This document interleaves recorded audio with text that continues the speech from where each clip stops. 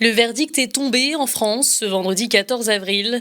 Le Conseil constitutionnel a enfin rendu sa décision. Après 7 longues heures de débat, les 9 sages ont validé l'essentiel de la réforme si contestée des retraites, avec la confirmation du point qui cristallise toutes les tensions, le recul de l'âge légal de départ à 64 ans, causant l'ire des syndicats, de l'opposition, mais aussi des manifestants. Ça va perpétuer la violence, ça va être encore plus violent. Et qui est-ce qui s'est mis en danger? C'est nous.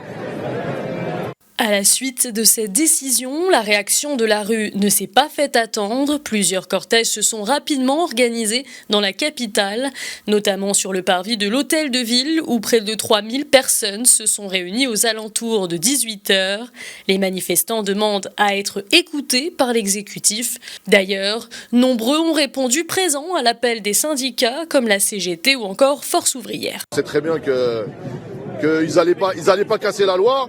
On a plus l'espoir que on va rebondir comme le 49.3, que vraiment ce déni de démocratie, que cette colère profonde du peuple, des travailleurs, des étudiants, elle se réveille, elle sortent massivement dans la rue. Malgré la colère grandissante du côté du gouvernement, le débat semble clos.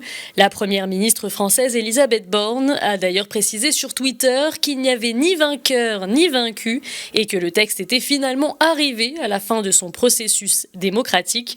La loi devrait être quant à elle promulguée par le président Emmanuel Macron dans les prochains jours, malgré l'appel solennel de l'intersyndicale à y renoncer.